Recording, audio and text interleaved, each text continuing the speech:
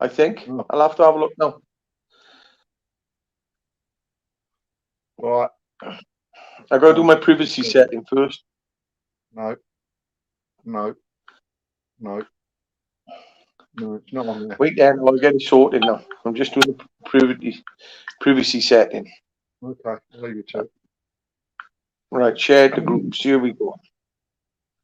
Veterans and friends. Tail end Charlie.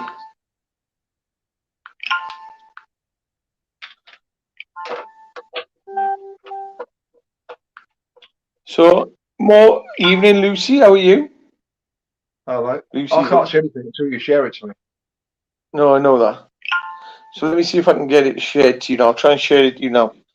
Lucy, see if you can share it. Anybody, see if you can share it to Dave's post, Dave.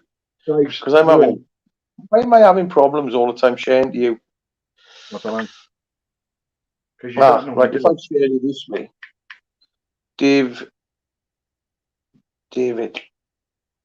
Swift. So see if that's posted on your wall. No, that's Telegram. Hang on. Oh, Clive Spencer tagged you. You've tagged me. So hang on. See what that. Yeah. See what it does if you tag me.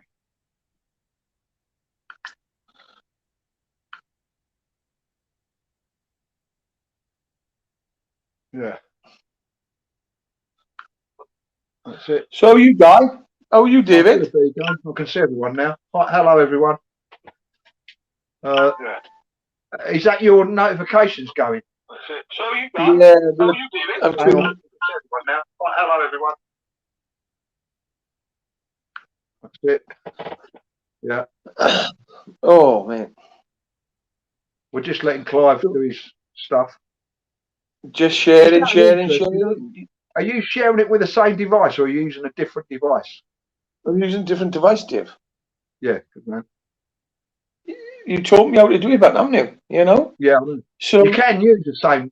You can use the. Oh no, you can't because you're doing it on StreamYard.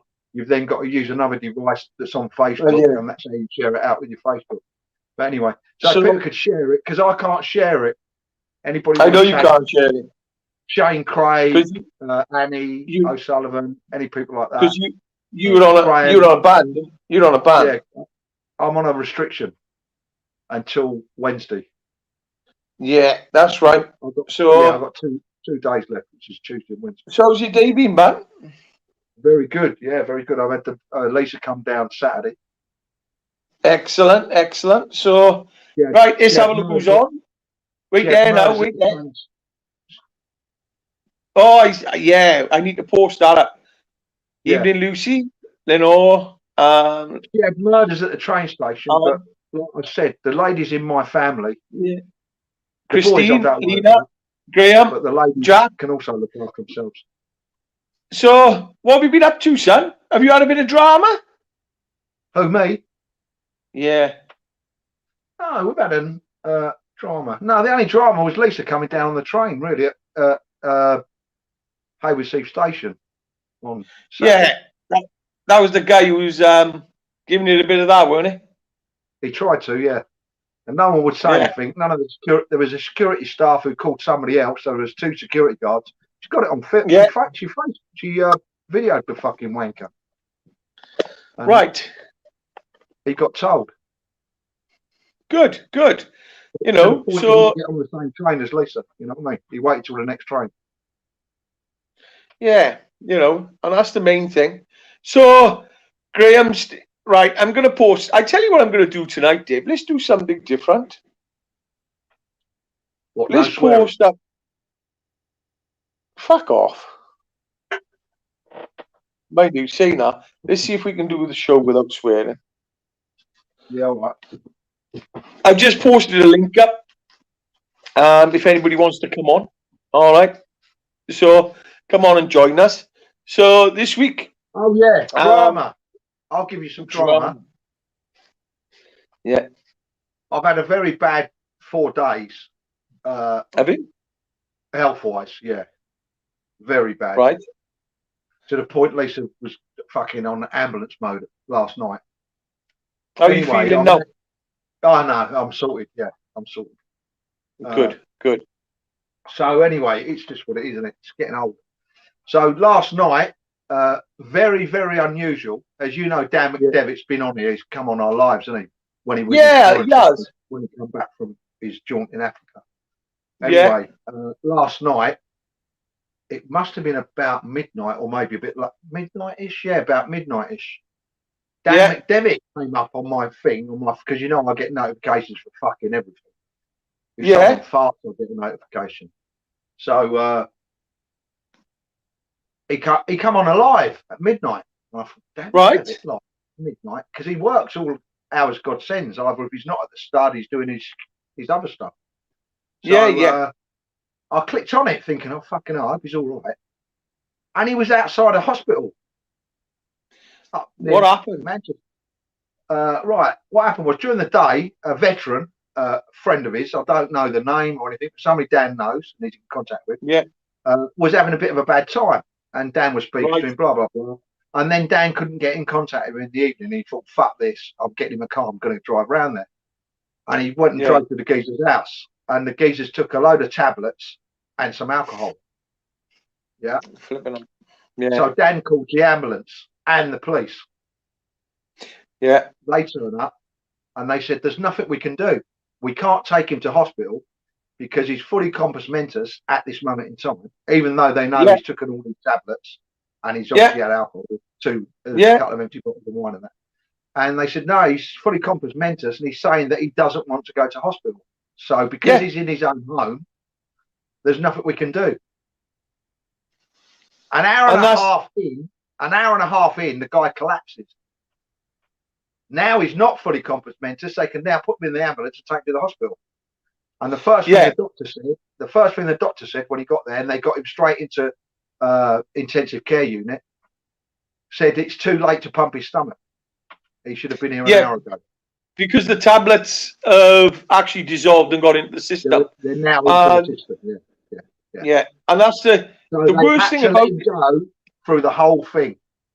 Yeah, and Dave, look, as you know, they could have lost it over it. Oh, Dave, it's so easy. As you know, I know you've been in that position more than fucking once. I know you have. Yeah, and in being in that position is horrible because there's nothing you can do. The ambulance crew's got to sit there. You've got to sit there. The police have got to sit there, and we can't do nothing until the person starts. How come they took me to a mental health unit? For my own safety and safety of others. Because that was the nearest family, nearest relative signed you in. It's if a nearest relative. Surely under pace, we need to get together as civilians and veterans. Because if you phone the ambulance and the police because someone's taken an overdose and they say, no, I don't want to go to hospital, I want to die. To me, that person isn't fucking. They're not speaking in because no one on this planet really wants to die. That's why everyone's doing certain things to try and stay alive at the moment. But I don't want to. And you're right, David. David, after I've sat down with the person, and she's actually gone unconscious, and then she's come back around, and they still can't take her away because she still comes out, and she then goes, "No, I'm not."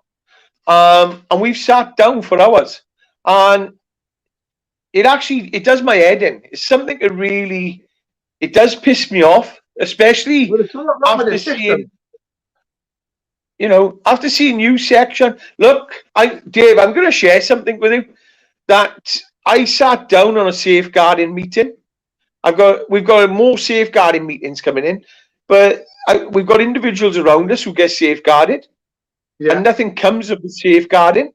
They don't do anything.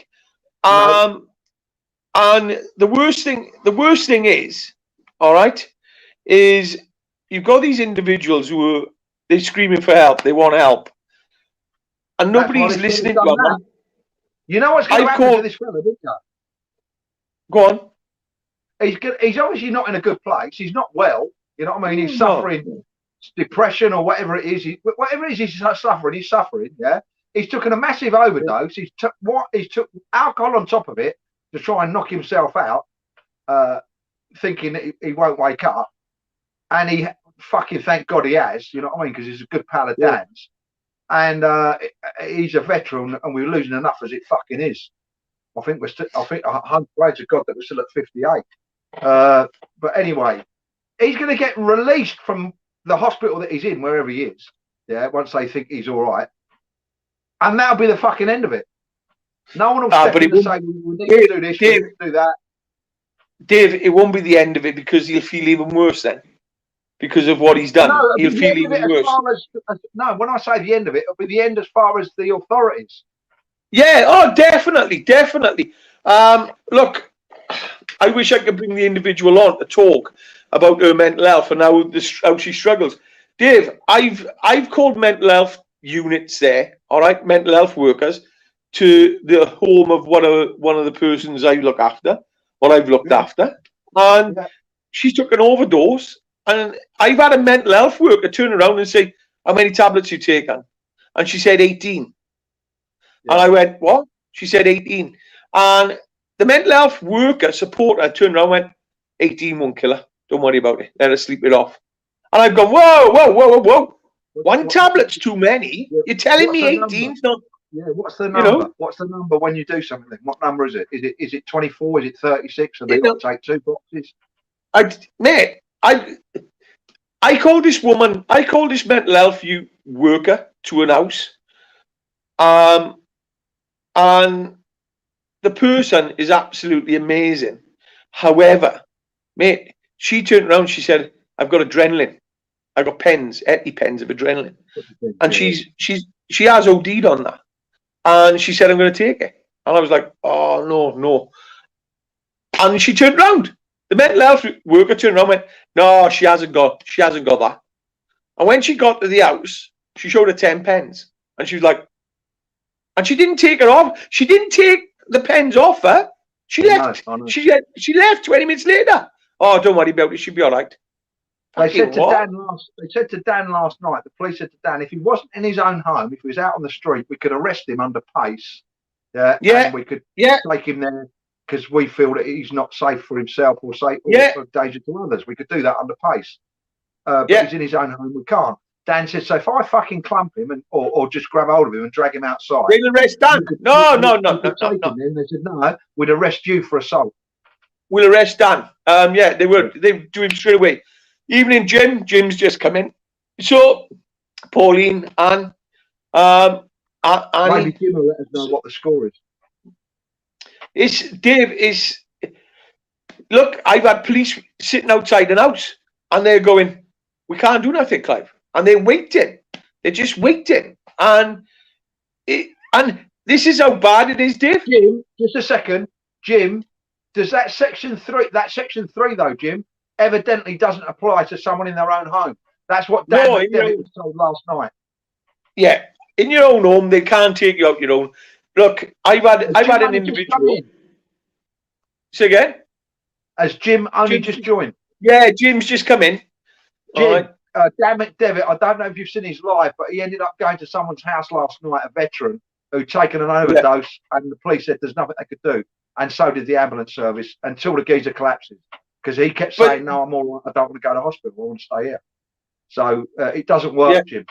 Clearly doesn't work. And that's the thing. If there is something missing within legislation that you can't. Anybody who takes an overdose and you manage to get hold of them should be taken to hospital, surely. Well, look. Well, Jim's saying bollocks. That's wrong. Jim Wild, maybe you can do me a favour, Jim, because you know Dan McDevitt as well. I think you should go. It's on. He did the live. It's still up. It's on the Veterans for Veterans site. So if you go, hi Dean. Hello, Dino. Dean's just joined, evidently. Yeah.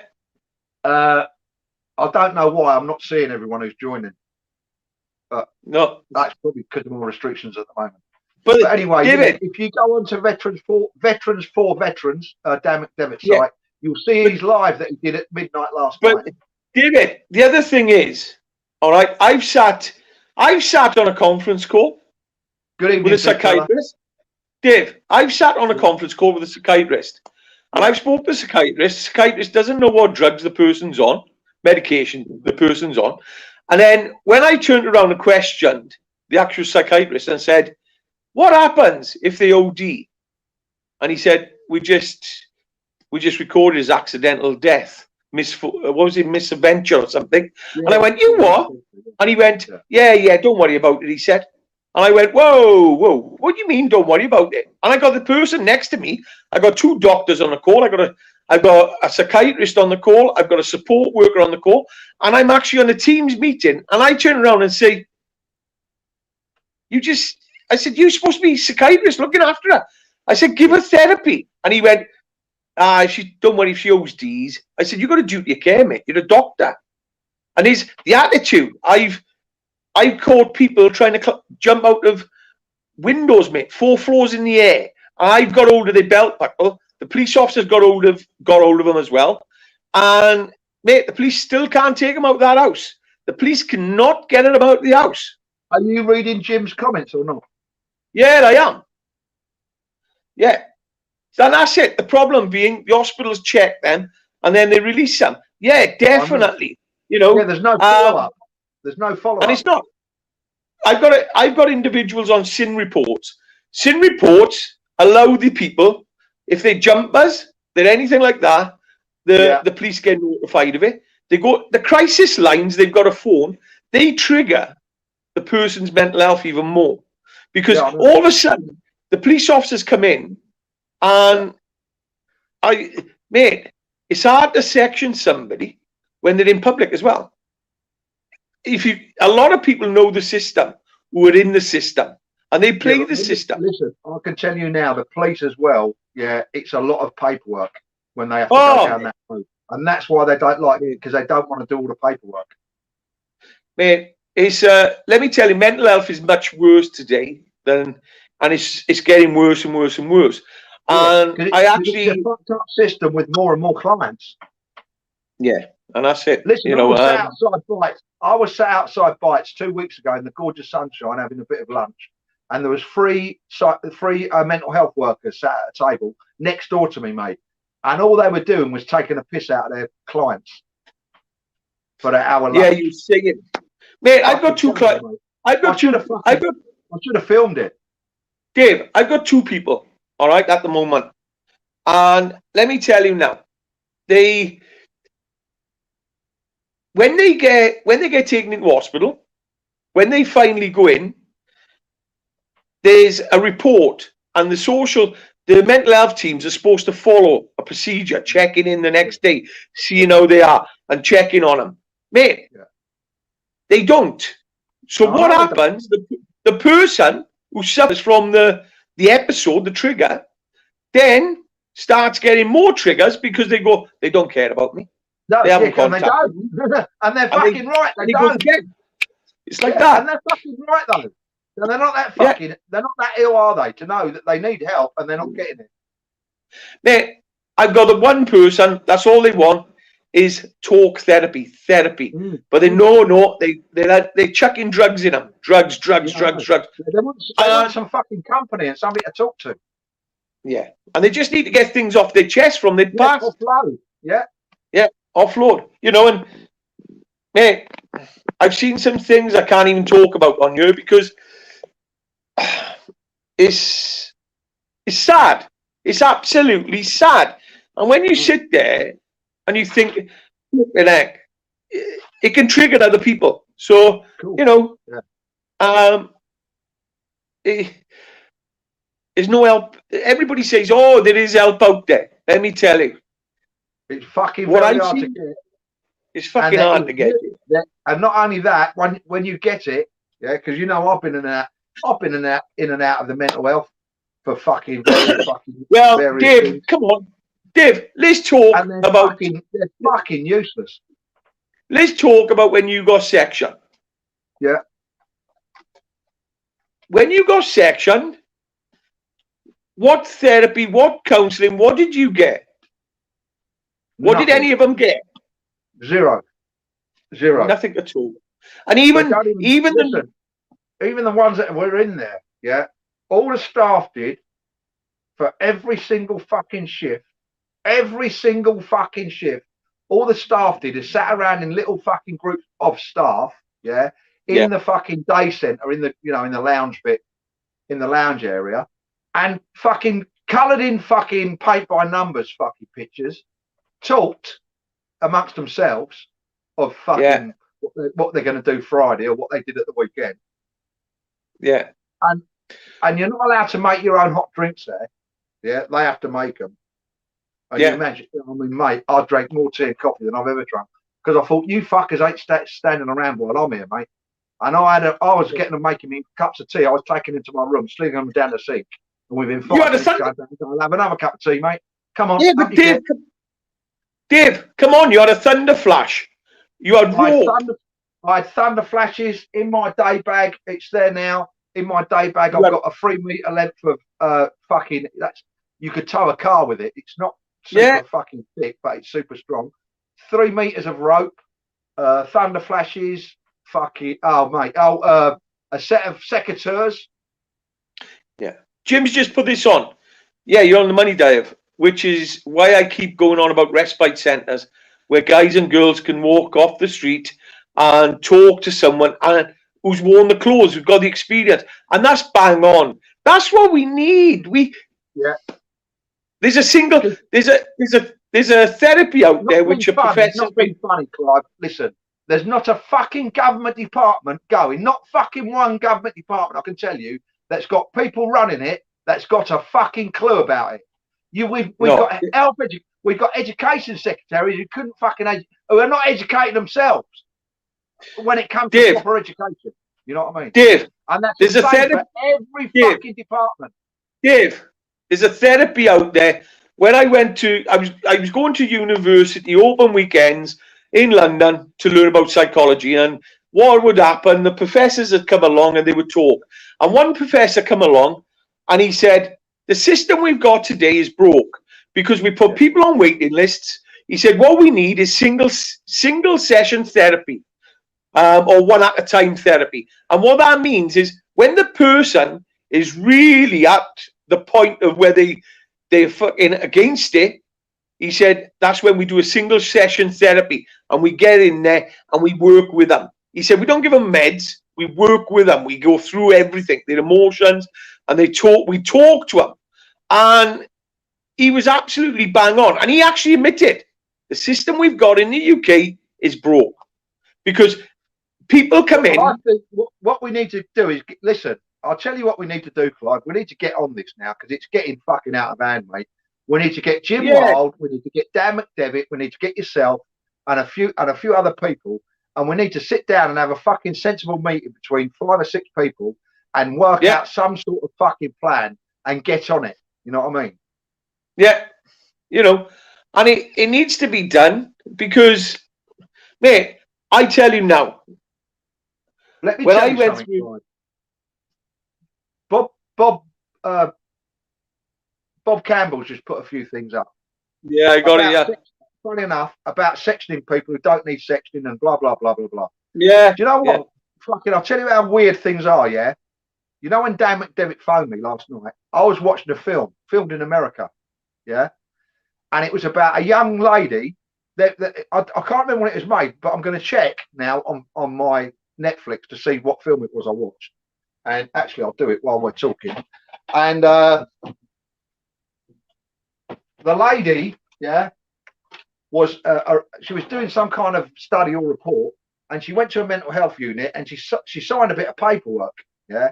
Bearing in mind this is just a movie, and the bit of paperwork she signed was to say that she was feeling a little bit depressed, a bit under the weather, and that she was going to stay for 7 days. And they kept her in for the 7 days. And anyway, and the movie went on from there, and other things happened. But I thought, fucking hell, they've put this movie together, and it's actually fucking part of its real life. Yeah. I'm now, because we're talking about it, I'm going to get up. But Dave, the movie was. Dave, the big thing was. Dave, the big thing is, all right, following the death of a very close friend, all right, following the murder, man, I was in a bad place. And yeah, I tried to get police. I tried to get the police to take my life. I was drunk, all right, and I was in a bad place. Death by shooting. Yeah, death by police they call it. And I tried that. It put me out. Mate. What's that? You're fucking lucky it wasn't me there, mate.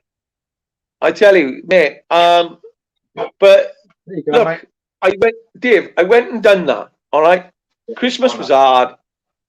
And I met a woman, and she said to me, "I'll change your life forever." And her name is Sophie Savage. Look up this name, Sophie Savage.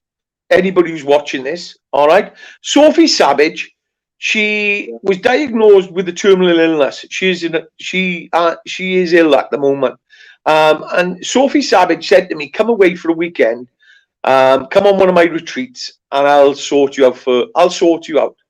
Let me tell you, she did, because she taught me about emotions. She taught me about what the subconscious mind and there's how the minds interact, how your emotions are created, how your feelings are created. And Dave, I haven't looked back, and I say to people, I don't drink anymore. I used to love a good drink. I used to get pissed out my head. I used to get angry. I was an horrible drunk sometimes I was a good drunk. For the wrong reasons, mate. Yeah, but I was avoiding my emotions. All right. Yeah. And she teaches Sophie Savage, mate, 54 hours. Let me tell you, she changes people. I seen 30 people in the room. One girl was continually using. You have to pay for that, Clive. I had to pay 550 quid for it. But I actually said, and there lies the problem, mate. No, that is the problem, but it's not the problem, Dave, because Combat Stress had 15 million in donations.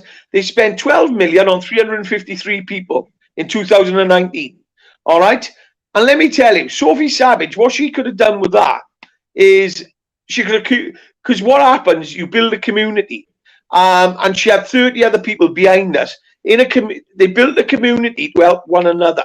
And that's how you got to learn more. And mate, it's amazing what she does. And there's so many good programs out there. Jim's just pulling up there now. How to rewind therapy can help people with PTSD. I've done ayahuasca. Ayahuasca is a Peruvian medicine. That is something else. That is, I wouldn't actually put that out there and recommend people to jump on ayahuasca. All right, because ayahuasca just gives you, if it doesn't fix you straight away, it gives you some tools, it gives you some insights, and then you've got to work on it after. So, and that's how my journey's been. I've been working on myself for a long time now, 2 years, a long time, only 2 years. I done ayahuasca in 2018, December. I thought I was in a good place. I worked with a guy called Tony Robbins from America, Dean Gracino. I worked on NLP, CBT, life coaching, and I was missing the tools. And I was missing the tools that Sophie gave me. And Sophie Savage, absolutely amazing, mate. And there's so many good ones out there, but people need to learn about the fundamentals of the mind. That's all. That's the biggest thing. But the government doesn't want to teach people that. They'd rather give medication, because medication, at the end of the day, mate, feeds the beast. It feeds the beast. Of course it does. Yeah, NLP, that's what I thought there, Jim. Especially when they said they were going to hypnotize me. No chance. They didn't. They had no chance of getting in your butt. All right. That's why I just went to Sophie Savage. There was no gimmicks about it. And 30 of us in a room. And believe it or not, she would work on one person and it would affect the 29 others in the room. Everybody else she was working on everybody. Working on one, but working on everybody. So it can be done. But why don't we teach anybody things like that? Why don't we? Because you can't tell me government and people like that don't know these therapies are out there. Dave is taking notice, man. He's trying to find a film. We're talking about mental health. I'm looking for a movie that I watched last night, which was. Do you know what? I'm not brilliant on this. I don't watch a lot of TV or films. Yeah. I've always got other things to do, so I'm not brilliant at using. There's probably a thing on here where you can actually go to look at your history. What? Yeah. But where that is, I haven't got a clue. If anybody knows it, on my list, finding everything you added to my list. I don't know. I tell you what, he's useless. So, Dave, I love looking at the back of your head, by the way. It's gorgeous, isn't it? I tell you, look at it. I need a You look haircut. like a drill sergeant.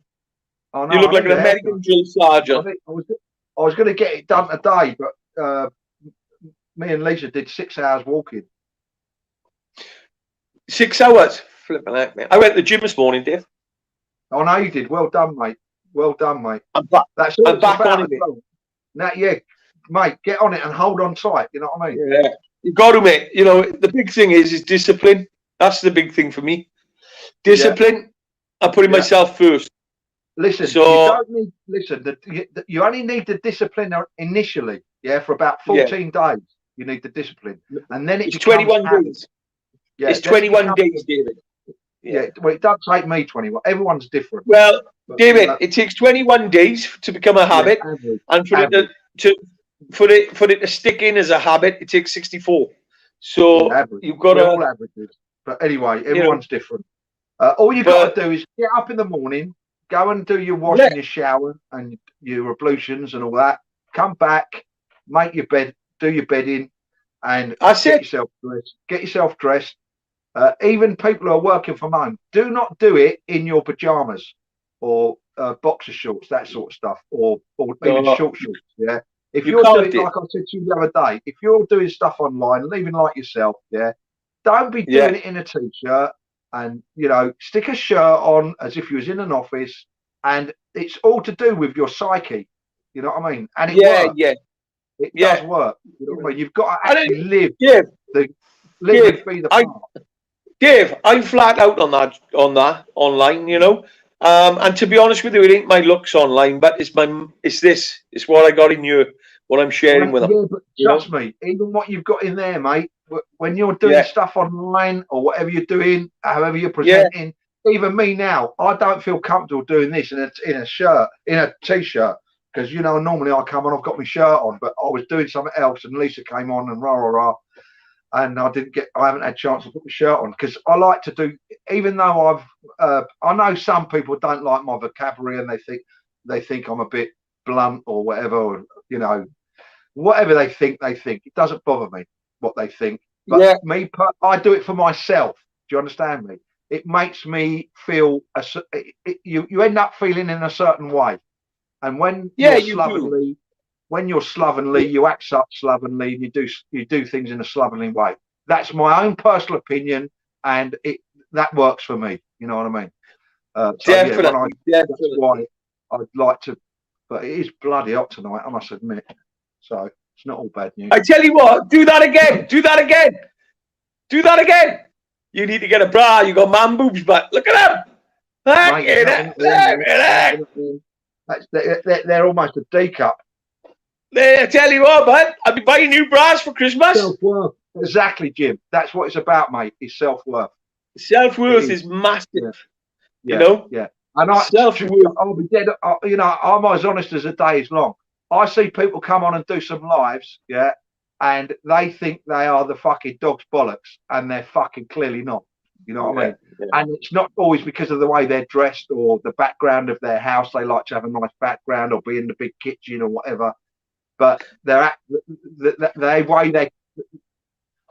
hide things with other things. Do you know what I mean? And I don't. I don't hide fuck all. Why hide anything, mate? You are who you are. Well, a lot of people do. Trust me. I watch it online all the time, and I see it online all the time, and you can see the fucking bollocks that they're shouting, and the way they are is not them, and the way they speak is not them. Because there's no. And I'll tell you how you spot it. It's very dry and there's no continuity to it. Where people like Jim Wild, who's a very good speaker, Jim is, and a very good talker, and he's very well presented. He's always neat and tidy, and you can see it's Jim. You know what I mean? He's not fucking putting anything on. Whereas you see other people who try to act like Jim and be Jim, and you can see they're fucking clearly not who they're trying to be. You can see it's an act if you get what I'm saying. Anyway, we're digressing, I think, once again. you know, and it's there's a lot of good things coming in by you. Look, I'm trying to catch up by you. Graham Stringer, 16 years ago, November, I had to deal with some life changing shit. The police said I'd have to deal with it, and at the time, and my doctor wanted to give me meds. My hair and nails fell out 6 weeks, and I lost 3 stone in weight. Help, I found none, and I ended up on the very edge. The only thing that kept me alive was the thought of who would pick up the pieces. Yeah, definitely, Graham. I'm sorry to hear that, mate, but you know, No, definitely. listen, mate, you're all right. You've not seen my missus. You know what I mean? I'll be well Oh, safe, mate. I could get Tell both these in one of hers, and I'll still be safe. She's a big girl. Hey! Wait till she comes up later, but I'll be grassing you up. No, don't grass me, for fuck's sake. Paulie, good fella, Wayne. The problem is people refuse to listen to others' troubles. As they used to say, it takes a whole village he likes to the look, child. Andrea. He loves the look. Everyone's saying you've got the Dave Bins on. The Dave Bins, mate. They are. The Dave Bins are there, but you know, Phil Venables, good. Phil Venables worth of Ray-Bans, mate. These are actually with the lenses. They're fucking nearly 300 quid's worth. Phil's a good lad there. When a young lad came into the careers office, his suit worth 200 was a tracksuit. His shoes were being training shoes worth 120. Yeah, definitely. You know. Yeah, I've got. My boy bought me a pair of trainers. You've seen them, 150 quid. I'd never spend that sort of money on trainers. Not in a you know what I mean? Not for any all the team in China. Right, but, Dave. I wouldn't be wearing them to a business meeting. Dave, wait there, mate. I've got to chuck this up. All right, Jim Wells just put something up there. All right, somebody probably who's left us, leaving 5 young children behind. Luke was only 32. Mate, it's a Just Giving page on there. All right. We need to put them up. No, but it's a Just Giving page, and 5 kids, mate. Fucking hell. I see some geezer. I think I only heard the tail end of it, but I heard somebody's murdered his wife and children up north somewhere. Flipping heck. Yeah, and that's another thing. Phil Venables just said, never judge a kid in a tracksuit. Never, ever judge anybody. Never judge a kid in a tracksuit. I don't know what you mean. Yeah, no. Kids today, tracksuits, you know, how much money they cost these days. Look at the trainers you've got, Dave, and he wouldn't wear them because he washed them and they come out ice blue and they weren't white anymore. Me and Michael were shopping up Oxford Street.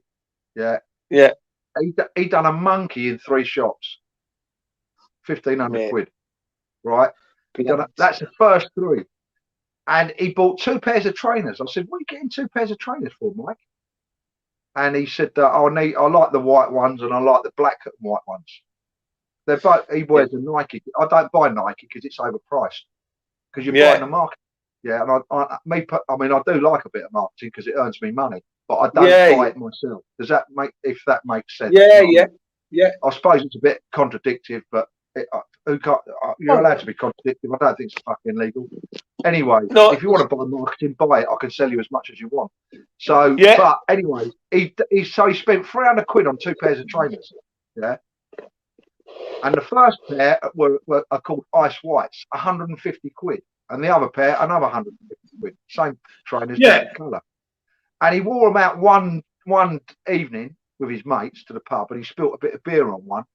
And so he thought he'd stick them in the washing machine, and he put them in with a brand new blue t-shirt, another clobber. And they came out. Well, I'll show you.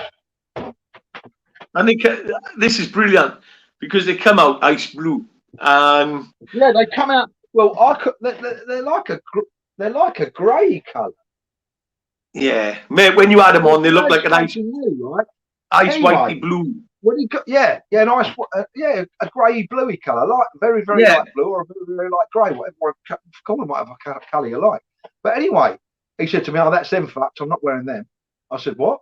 He said, "That ice whites, they're ice whites, Dave. Everyone knows that ice whites.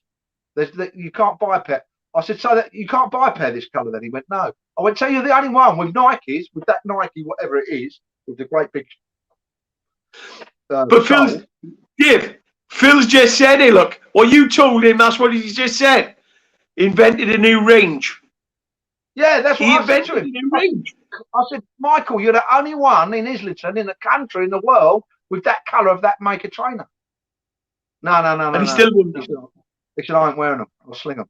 I said, No. I said, "I'll wear them." He said, "Will you?" I went, "Yeah." He said, "Have them." He gave me them and a £300 coat. Mate, bloody hell. You know, 250 quid worth of clobber, a pair of trainers and a coat. He was going to launch. Dave, I just want to stop you quickly, right? And I said, everybody, if you want 2 pair of trainers, Dave, get what I got. I got mine from TK Maxx for £8. David, shut for a minute. Right, everybody. Jim Wiles just put a post up, Thanksgiving, Just Giving page. All right, it's a veteran who is no longer with us, and I'm just reading what I'm seeing. He's left 5 kids. All right, so there's a Just Giving page up because that's going to be very hard on a family. So do me a favor, share it out, please, and share it out to everybody because. And I'm going to put I'll put some money on that in a bit. All right. From us, Dave, and we'll get that sorted. But please put it out there. Let's get this shared out there because Clive, what that family, and what that family's gone through is let me tell you, unless you've been there, it's different. It's different for everybody, Dave. It's different for everybody. Definitely. Please put it out there. Share it. Share it out far and wide. All right, and share it out far and wide. And let's get it. Jim, thanks for sharing that because it's important it goes out. And we going back. This is what gets me, Dave. Jim and Jeff do, and his team, United Against Veterans United Against Suicide. Yeah, they do such a brilliant job. I know. But they're the only people who are doing this, where they're trying to get it changed into the government, and the government are ignoring them. That's what really pisses me off. Yeah, really pisses me off. And Coops has just said the link is on the Veterans United Against Suicide page. Put the link up there, Coops, so people can go to it and then share that link because it's important. It's absolutely. I think you're going to find now, after what's happened over the last few days with veterans, the last 6 days. Now we're on 59 now, Clive. You know that. Yeah. With this new one, so Dan McDevitt and other people who have got massive amount of influence within the veterans community. Because Dan's own Veterans page that he started himself and he runs it, although he's got a very good team behind him because he's very busy on his own personal businesses. You know what I mean? They have got pull within the Veteran Society to get this sort of thing pushed. You know what I mean? And I think we're going to start seeing over the next 4 to 6 weeks, hopefully, some people on the streets fucking having a few words with people. Well, Dave, we need to speak to Dan about this. That's why I said to you this morning, you need to phone him, Clive. Definitely, I will phone him and I'll have a chat with him. It will be a bloodbath, and if you organise it, it will be much more sensible. And the thing is, Dave, we need to speak to Jim as well because I don't know what you all need to come together now. We all need to get together because get these groups sorted out, brought more together. You've now got Jim's group that's a large group. You've now got Dan's group that's a large group. There's 1 or 2 other groups talking about it that I'll speak to you afterwards. And the talking online has got to keep going, but we need to get some more direct action.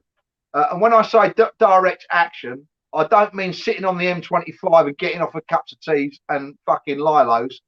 I mean going to people's fucking doors that have got some pull and some clout and can actually fucking write the checks and get things sorted.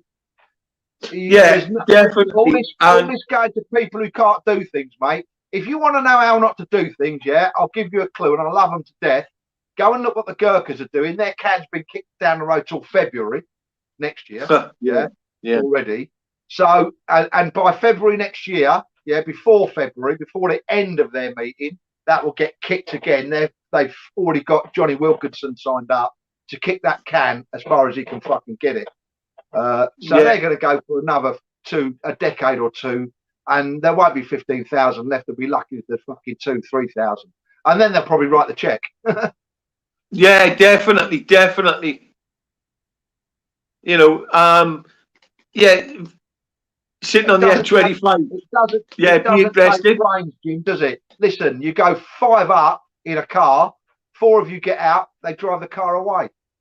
I mean, they've done the Swanley Junction the other day. You can pull over at the Swanley Junction it's actually a bit of the motorway that's still left with a hard shoulder. It's where Matey Boy stabbed that kiddie. And you pull up at Swanley just before you come off the slip road. There's a hard shoulder. You pull up. The people who are going to demonstrate get out. They go there and they block that fucking slip road, so you can't get on the M25. And they block the other slip road coming around there because Swanley covers fucks up the whole of Dartford. But I'm going to be honest, Dave. I'm going to be honest with you, and now I'm going to put it out there. All right, Phil has just said. Phil Venable's absolutely brilliant guy, mate. And inspiration. You know, I looked up to him when he was a senior. He was a senior trooper when I first got there. No relation and he to just said, Phil, all right, he was a senior trooper in my regiment when I first got there. And he said, who are these people and where do they live? The people we're looking at the end of the day, the people who make the difference. We just said it's Michael Gove, it's Sir Peter Lovegrove, it's the senior people within Sir Stephen Lovegrove. Yeah, there's people in the senior. Actually, they're the civil service board. We need to be hitting them. But Dave, I'm going to be honest with you. I'm a little bit tired of it. I'm a little bit tired of just. Oh, my light's gone out. I didn't charge it enough. I'm a bit tired of. We hear it all the time. More people are dying, and everybody's saying, "Oh, right, we've got to do something." Whoa! Hang on, Shane. I want to ask you a question. Yeah, because you talked about people I fucking know, Shane. Yeah, do you actually know Kenny Noy? Have you spoke to him? Have you sit down and had when's the last time you had a chat with Kenny Noy then, Shane? Just out of interest. Stick it up. Tell me the last time you sat down and had a breakfast or a cup of coffee or a cup of tea with Kenny Noy and had a chat with him. Who's Kenny Noy? Kenny Noy's a fellow who stabbed the kiddie. He shot a policeman he murdered a policeman as well. In fact, he didn't murder him. He killed a policeman who was trying to fit him up at the time. Right. There were 2 of them in his garden. But when did he last speak to Kenny Noy? I'd be interested to know. Yeah. Yeah. So, or Tony Adams, or Pat Adams, or fucking any of the Adamses. You know what I mean? All these people put these fucking names up about fucking who they are and what they think of them. Yeah. When I like to know when people spoke to them. When people talk about fucking Piers Corbyn, you know what I mean? And I've asked people, a couple of people, I've said it to them. When did you last speak to Piers? Yeah. Because I went to Piers Corbyn and I fucking grabbed hold of Piers Corbyn on that green. And I said, Piers, I want to talk to you about the 10 grand. And I want to know your side of the story. Because listen, there's 3 sides of the story, yeah? Piers' side, their side, and the truth. Yeah, actually, there's more, Dave. There's Kenny more. Noy. There's 3 sides of the story. There's Kenny Noy's side, yeah? There's that kid's side, yeah? And there's the truth. Yeah. And the problem you got, Dave, is perception again. Piers Corbyn, there's a lot of people. I love Piers Corbyn to bits, and what he does. Let me tell you. I wouldn't say I love the man to bits because I don't know him that well. You know what I mean? What I'm saying, I love his passion. Yeah, but Dave, Clive, he's 74 years old, right? Yeah, I know yeah, 35-year-old, 36-year-old people half his age don't do a quarter, not a fucking tenth of what he does. yeah. And you know, he's out every day, and he's out, and people. I actually remember when he does came it to on the a pen. fucking pension. Yeah, remember when he came to the pen? I actually, my perception got the better of me, and we didn't talk really, me and Piers. I got to know Piers later I on. tried to speak to him at the pen, and he basically gave me one of those leaflets, and I said, "Keep the fucking leaflet, because you didn't want to speak to us just now on a live." But when we sat down and talked to him, Dave, and I spent 4 hours with him before we went on the Michael Groves, and he turned up with his people in Michael Grove. And let me tell you, what was the attitude? Hang on now, let's go back to the attitude when we camped out. What was the attitude of the person who owned the actual site, and the veteran who said, "Oh, if that's Piers Morgan, I'll give him a good fucking clap." Absolute fucking prick. What a prick. You know, they didn't even talk to him. They've never talked it to him. You know, and it's perception, people's perceptions all the time. They listen to Bob Campbell's got it to a T. What? Bob Campbell's got it to a T. Yeah, I've just got it there. There's more protesting about the lamb. Yeah, and the veteran suicide. Gurkha's getting shafted daily. Why not protesting outside the Health Minister's constituents office? Yeah, definitely. Look, but we try. Again, listen. The Minister of Health, is like any other minister. They're fucking mouthpieces. The person who's in charge is in the civil service. He's not voting people out ever. He's in a permanent fucking job that he stays in till the day he gets either put in the fucking Lords or made a Sir or something. And that's it. And you've got the people you need to go to. You've got to fucking shelve the MPs and shelve the fucking ministers, because they haven't got a fucking ounce of fucking power. David, you were the civil service. David, the Civil Service Board is the one we need to hit, because they are direct to the Queen and whoever else is in there. All right, and yeah, you just said it. Johnny Mercer actually said to us, "He fucking told everyone, I have no power." We've done a video, a live. He never said I haven't. He said MPs have no power. Have no power. We're not part of the government. We're not part of government. That was his words. You know, but Dave, I don't know. I'm getting to a stage where I'm thinking, I'm starting to think like some of my close friends. Fuck it. It doesn't. It's out of my control. Nothing is affecting me. I'm good, Jack. I'm just gonna crack on, mate. There's a lot of people in that club. Trust me. Is it fucking ever? Trust me. I know. Mate. We spent 12 weeks, and look. I've got to meet up with Piers Morgan. I've got to meet up with Piers Coleman. The thing is, Clive, whatever you campaign for in life, whatever you do right, listen, it's as simple as this, yeah?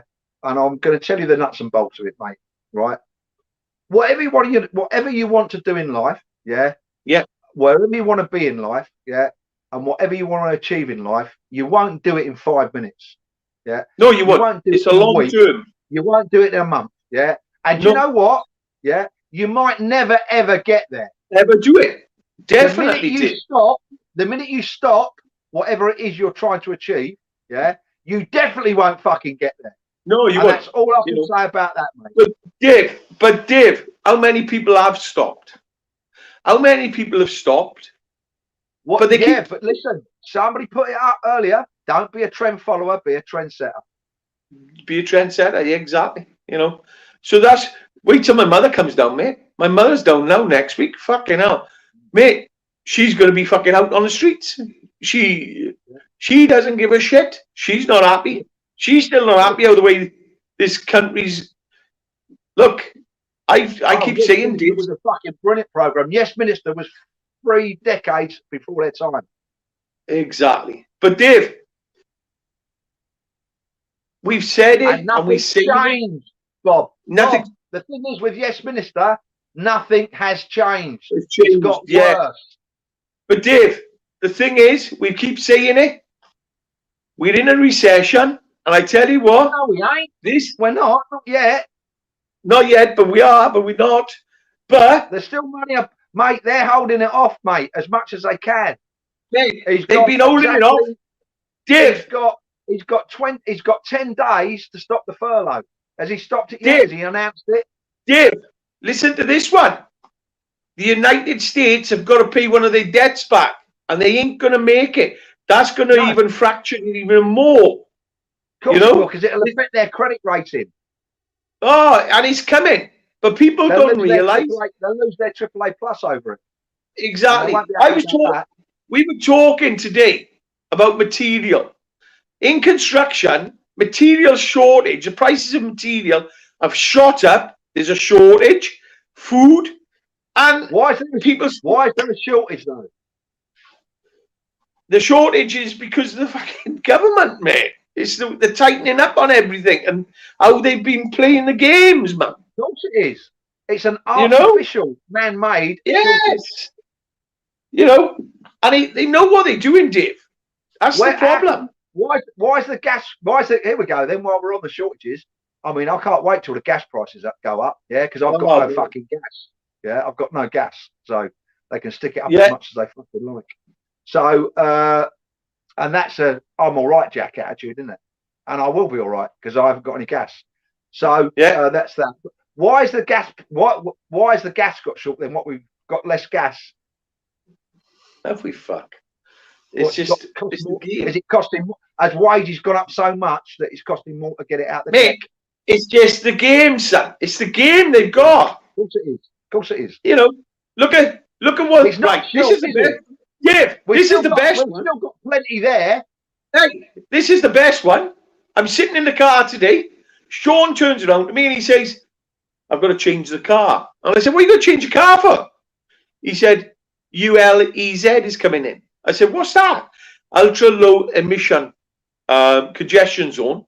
It's actually expanding on October the 21st. Yeah, it's going to bring in you. You're going to come into it. You're right on. You're not on the edge of it. Right on the far away. But I'm right on the cusp of it, Richmond. I know. So, mate, he said, "Clive, you go into Richmond, past Richmond's $12.50 a day." I went, "What?" Yeah. He went, "Yeah." That means he said, everybody in London and everybody in Richmond, have got to bin all their motors that aren't ULEZ compliant. And I said to him, "Fucking hell, mate, people are struggling now to live." Yeah. And he went, "It's coming, man." And I didn't even click onto that one. You'll have a couple of 2 or 3 options, won't you? Pay the ULEZ and keep your motor. Yeah. Yeah. Upgrade your motor, or buy a bike. Or buy a bike, yeah. Electric scooters they're trying to ban. No, mate, electric scooters, they still aren't happy on the charges on them. So they want to be able to charge more. They do, yeah. But ULEZ, right, let's talk about ULEZ. Right. They're charging for oxygen and air now. They've been doing that since the Clean Air Bill. Exactly. No, but that's what I'm saying. You know, who put a post up the other day? Oh, Kenny from Keith Holroyd up north. He put a post up the other day on Facebook. I can't comment, can I? So I could, and he said, "Oh, this charge, that charge, this going that charge, that." And 3/4 of the way through, because I read it, he said, "Oh, they'll be charging us for oxygen next." And I PM'd him. I went, "Mate, they've been charging you for oxygen for nearly 2 decades now. It's called the Clean Air Bill." I said, "It goes on the price of anything that's made that they class as carbon credit. Yeah. Anything that's classed as not cleanly made. If you're using too much power, for instance, for if you run too many sewing machines or whatever you're doing, wherever you are in the world, you get charged. You get charged a levy called the Clean Air Bill, and that gets put onto the cost of the item. It's all in your costings, and so Joe Bloggs, who goes and buys said item, cars, for instance, that's all part of the makeup of the price. That's how it works. You can't get out of that. So we got fun and games coming. So I'm gonna shoot off now because I got things to do. But David, thank you for this evening. Oh, you're welcome, mate. Jim, Coops, and everybody else, thank you for this evening. Don't forget to share that post out of Just Giving. All right, we need to get that out there. 5 kids, man. Yeah. Be lucky. Yeah, get it shared out. Help the lady. Yeah, out. and be lucky. Remember, if you're not feeling good within yourself, reach out, man. Please reach out. It's a phone call. Make a phone call. All right. PM, you can PM me 24/7, and I will pick it up. Most times I'll pick it up. I'll pick up some point. But the other thing is as well, United against veterans. United against veterans suicide. Veterans United against suicide. Yeah. That's it. Veterans United against suicide. Go to their webpage, all right? Because they got contact numbers on there. Share them out there. Absolutely brilliant. It's a brilliant Facebook page. Get on there. If you need help, all right? There's a lot of good groups out there. So please, all right? Yeah. And that's all I'm going to say tonight. I love you all. Thank you very much for coming in this evening. And David? Be lucky. I love you all. And those who don't love me, I still love you. I love you all. Wait there. Whoa. Don't start all this fucking weight there, my love. No, wait. I leave that up. Let's go then. All right. Ta-da. Be lucky. Be lucky. Bye.